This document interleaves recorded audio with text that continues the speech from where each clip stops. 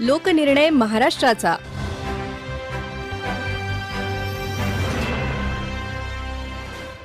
श्रोते हो, नमस्कार. लोकनिर्णय महाराष्ट्राचा या कार्यक्रमात आपलं स्वागत. या लोकसभा निवडणुकीत राज्यातल्या विविध मतदारसंघांमधलं एकंदर चित्र कसं आहे याचा मागोवा आपण या कार्यक्रमात घेत आहोत. आजच्या भागात आपण नंदुरबार लोकसभा मतदारसंघातली स्थिती जाणून घेऊया. अतिशय खडतर भौगोलिक परिस्थिती आणि अनुसूचित जमाती अर्थात आदिवासी बांधवांसाठी राखीव असलेला पहिला मतदारसंघ म्हणून नंदुरबारची ओळख आहे. या मतदारसंघातल्या समस्यांविषयी आमचे वार्ताहर निलेश पवार यांनी सांगितलं. मुळातच या मतदारसंघात गेल्या अनेक वर्षापासून आरोग्य, स्थलांतर, बेरोजगारी, कुपोषण यासारख्या समस्या प्रलंबित असल्याचं चित्र एकंदरीतच बघायला मिळत आहे. दुसरीकडे शिक्षणाच्या बाबतीत देखील हा मतदारसंघ राज्यात सर्वात खालच्या क्रमांकावर असल्याचं चित्र आहे. स्थलांतरणामुळे जे काही मजूर आहेत ते बाहेर परराज्यात, खास करून गुजरात राज्यात किंवा ऊसतोडीसाठी परजिल्ह्यात स्थलांतरित होत असल्यानं अनेक स्थलांतरित आदिवासी बांधवांच्या मुलांचं शिक्षण याचा प्रश्न निर्माण होत असल्यामुळं त्याचा थेट परिणाम हा शिक्षणावर देखील होत असल्याचं चित्र या मतदारसंघातील एकंदरीत परिस्थितीवरनं समोर येताना दिसून येत आहे. त्यामुळेच आगामी काळात ह्या सर्व मतदारांच्या ज्या काही समस्या असेल त्या सोडवण्यासाठी येणारं जे कोणी सरकार असेल ते प्रयत्नशील राहील अशी एकंदरीतच अपेक्षा ह्या मतदारसंघातल्या मतदारांची आहे. स्वातंत्र्याच्या 75 वर्षानंतर देखील अनेक वाड्यापाड्यांना वीज पोचलेली नाही, रस्ते पोचलेले नाही, पाण्याचा मूलभूत प्रश्न देखील प्रलंबित आहे. त्यामुळे ह्या सर्व ठोस आणि मूलभूत प्रश्नांवरती राहत मिळावी किंवा त्याच्यावरती काम व्हावं अशीच इथल्या मतदारांची भावना आहे. नंदुरबार जिल्ह्यात शिक्षण, आरोग्य, रस्ते, सिकलसेल, कुपोषण, स्थलांतर, बेरोजगारीचे प्रश्न ऐरणीवर आहेत. सातत्यानं मानव विकास निर्देशांकात राज्यात सर्वात शेवटच्या क्रमांकावर राहिलेल्या या मतदारसंघातला विकासाचा अनुशेष दूर करण्यासाठी विशेष प्रयत्नांची गरज असल्याचं मत देखील मतदारांकडून व्यक्त होताना दिसून येत आहे.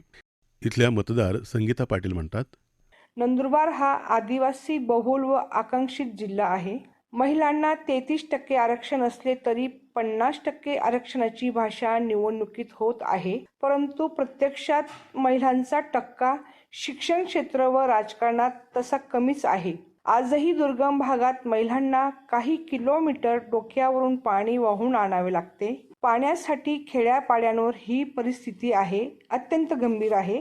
महिलांचे आरोग्य व सामाजिक सुरक्षेचे प्रश्न आहेत ते कोर्टात येणाऱ्या प्रकरणांवरून दिसते. तसेच कौटुंबिक हिंसाचाराच्या घटनांमध्ये दिवसेंदिवस वाढ होत आहे. तरी मतदार म्हणून स्त्रियांनी त्यांची सामाजिक सुरक्षा व व्यक्ती स्वातंत्र्य जपणाऱ्या मूल्यांचा विचार करावा हीच अपेक्षा संग्रामसिंग पाडवी यांनी सांगितलं. या मतदारसंघात रोजगार नसल्यामुळे लोकांना रोजगारासाठी परप्रांतात किंवा शहरात स्थलांतर व्हावे लागते. त्यामुळे स्थलांतरित लोकांचे पाल्य शिक्षणापासून वंचित राहतात. त्यामुळे बालमजुरांची संख्या मोठ्या प्रमाणावर पाहावयास मिळते. तसेच अतिदुर्गम भागातील शाळेत शिक्षक सतत गैरहजर राहिल्याने किंवा तालुक्याच्या ठिकाणाहून ये जा करीत असल्याने स्थानिक विद्यार्थ्यांना शिक्षण मिळत नाही.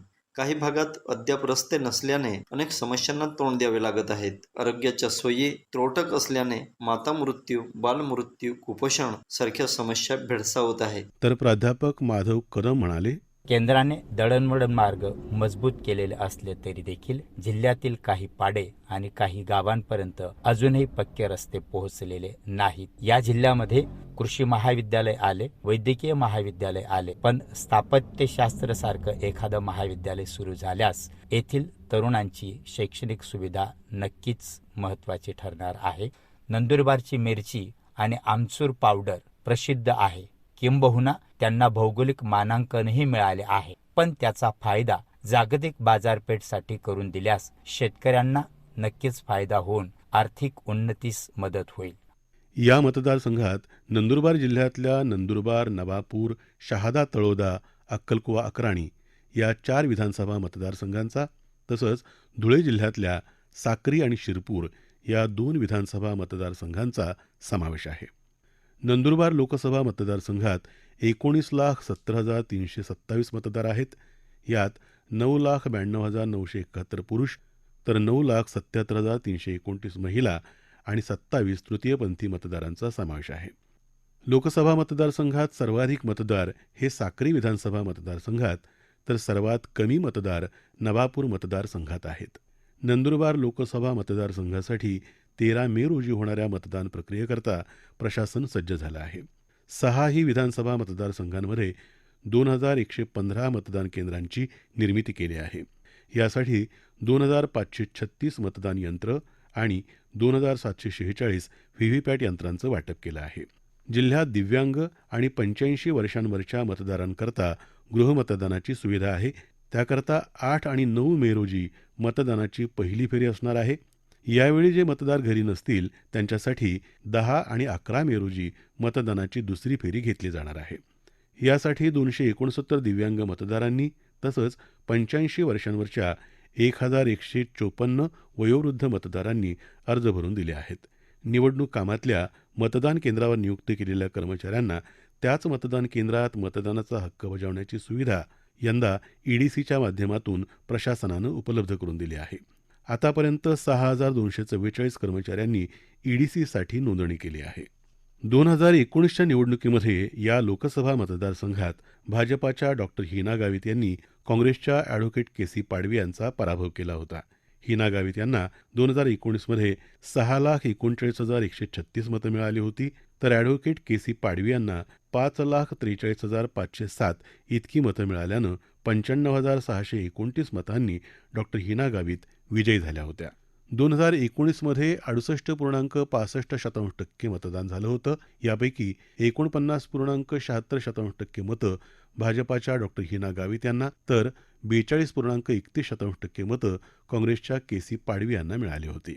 यंदा भाजपानं तिसऱ्यांदा डॉक्टर हिना गावित यांना उमेदवारी दिली असून दुसरीकडे काँग्रेसनं गेल्या वेळेचे उमेदवार माजी मंत्री केसी पाडवी यांचे चिरंजीव असलेल्या ॲडव्होकेट गोवाल पाडवी यांना निवडणुकीच्या रिंगणात उतरवलं आहे. या लढतीबाबत राजकीय विश्लेषक अविनाश भामरे म्हणतात, स्वातंत्र्यापासून जर आपण पाहिलं तर या मतदारसंघामध्ये सर्वाधिक काळ काँग्रेसचंच प्राबल्य झाल्याचं दिसून येतं. याचं उत्तम उदाहरण आपल्याला स्वर्गीय माणिकराव गावितांचं सांगता येईल. ते सलग 8 वेळा याच मतदारसंघातून निवडून गेले आणि तो एक देशात विक्रम झाला आहे. मात्र सन 2014मध्ये पक्षांतराचं वारं वाहिलं आणि यात तत्कालीन राष्ट्रवादीचे नेते असलेले डॉक्टर विजयकुमार गावित यांनी भाजपामध्ये प्रवेश केला. त्यानंतर त्यांच्या कन्या डॉक्टर हिना गावित यांना भाजपाकडून तिकीट देखील देण्यात आलं आणि त्या पहिल्यांदाच त्यांनी निवडणूक लढवली आणि त्या निवडून देखील आल्या. आणि तेव्हापासूनच खऱ्या अर्थानं काँग्रेसच्या बालेकिल्ल्याला सुरुंग लागला असं आपल्याला म्हणता येईल.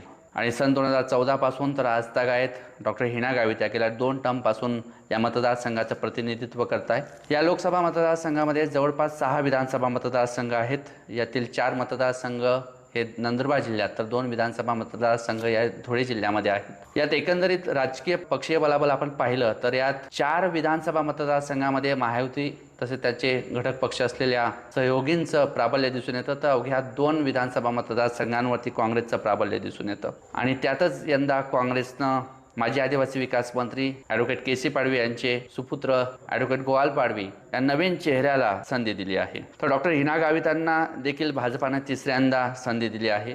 सद्यस्थितीची ही जी निवडणूक आहे ही सध्या तरी चुरशीची झाल्याचं आपल्याला बघायला मिळतं. दोन्ही पक्षाच्या उमेदवारांनी जोरदार शक्ती प्रदर्शन करीत त्यांचं नामांकन दाखल केलं होतं. आता नेमका मतदार राजा कोणाच्या बाजूने कौल देणार हे तर निवडणुकीच्या निकालानंतरच समजणार आहे. या निवडणुकीत काँग्रेसनं गोवाल पाडवी या नवख्या चेहऱ्याला निवडणूक रिंगणात उतरवल्यानं जनमानसात ओळख निर्माण करण्याचं आव्हान त्यांच्यासमोर आहे. आपल्या उमेदवारीविषयी गोवाल पाडवी म्हणाले, मला राष्ट्रीय नेते व स्थानिक जिल्हास्तरीय नेत्यांनी उमेदवारी देण्याचे मुख्य कारण म्हणजे माझे कायद्याचे ज्ञानाचा उपयोग लोकसभेमध्ये होत नंदुरबार लोकसभा मतदारसंघातील शेतकरी, महिला, युवक, कामगार, कष्टकरी, आदिवासी व दलित यांचे सर्वार्थाने विकास व्हावे या प्रमुख हेतूने मला ही उमेदवारी दिली आहे आणि या जबाबदारीची मला पूर्ण जाणीव आहे. ही निवडणूक लढवताना माझे विजन म्हणजे तापी बुराईचे योजना पूर्ण करणे, इथल्या शेतकऱ्यांच्या शेती मालाला हमीभाव मिळावा, आदिवासींचे स्थलांतर थांबवण्याचे नियोजन करणे,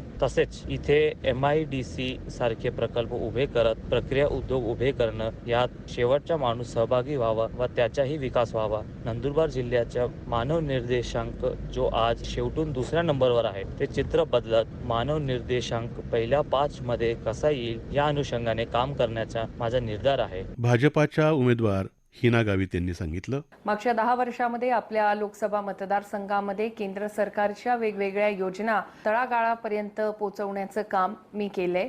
मूलभूत सुविधा गावागावात पोहोचवण्याचं काम हे मोठ्या प्रमाणावर आपण या ठिकाणी केलेलं आहे. प्रधानमंत्री आवास योजना असेल, पाण्याची जलजीवन मिशन योजना असेल, हर घर बिजली सौभाग्य योजना असेल, हे प्रत्येक व्यक्तीला याचा लाभ व्हावा यासाठी सातत्यानं मी प्रयत्न करत राहिली आणि या येणाऱ्या पुढच्या 5 वर्षामध्ये आपल्या मतदारसंघाचा सर्वांगीण विकास हा झाला पाहिजे या उद्देशानं मी काम करणार आहे. विशेष करून जे शेतकरी आहे यांचं शेतामध्ये सिंचन सुविधा व्हावी हा एक प्रमुख माझं टार्गेट एरिया येणाऱ्या पुढच्या 5 वर्षामध्ये राहणार आहे. आपल्या भागातल्या बेरोजगार जे युवक आहेत त्यांना स्थानिक स्तरावर रोजगार निर्मितीच्या दृष्टीनं छोटे छोटे लघु उद्योग MSMEच्या माध्यमातून उद्योग निर्मिती आपल्या या मतदारसंघामध्ये करण्यावर माझा भर राहणार आहे. महिला सशक्तीकरणासाठी विशेष करून आपल्या मतदारसंघातल्या महिला बचत गटांचा सक्षमीकरणावर विशेष लक्ष हे मी केंद्रित करून महिलांना सक्षम करण्याचं काम हे पुढच्या 5 वर्षात करायचं मी ठरवलंय. भारतीय आदिवासी पार्टीचे उमेदवार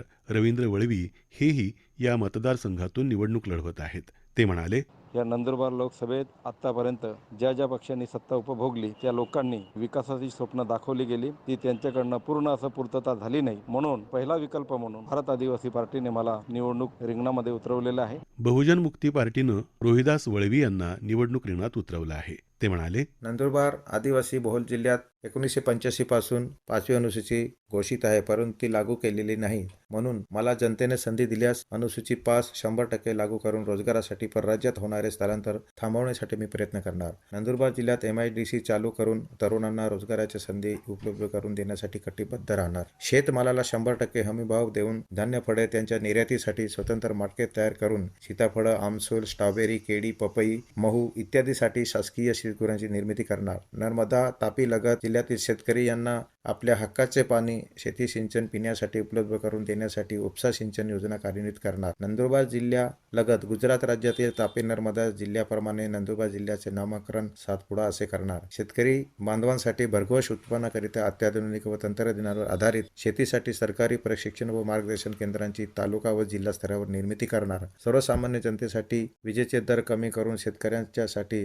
अत्यंत अल्प दरात 24 तास वीज उपलब्ध करून देण्यासाठी मी प्रयत्न करणार. सर्वसामान्य जनतेच्या हिताचे महाराष्ट्र राज्य परिवहन महामंडळ खाजगीकरण करण्यापासून थांबविणार व ST बस सेवा सर्वसामान्य माणसाच्या सेवेसाठी सरकारी मालकीची ठेवणार आणि जिल्ह्यात अतिदुर्गम भागापर्यंत पक्के रस्ते निर्मिती करून जास्तीत जास्त सरकारी दळणवळणाचे साधन उपलब्ध करून देणार. बालविवाह, मातामृत्यू, कुपोषण संपुष्टात आणण्यासाठी ग्रामपंचायत, ग्रामसभा यांचे सर्वांगीण सक्षमीकरण करून त्याकरिता कठोर कायदे तयार करणार. नंदुरबार जिल्हा स्वतंत्र जागतिक दर्जाचे आदिवासी विद्यापीठ स्थापन करण्यासाठी प्रयत्न करणार. तसेच दुर्गम भागातील व गावातील विद्यार्थी जे स्पर्धा किंवा इतर शैक्षणिक कामासाठी जिल्हा स्तरावर येतात त्यांच्यासाठी शासकीय विद्यार्थी निवासस्थान व भोजनाची व्यवस्था अत्यंत वाजवी दरात उपलब्ध करून देणार.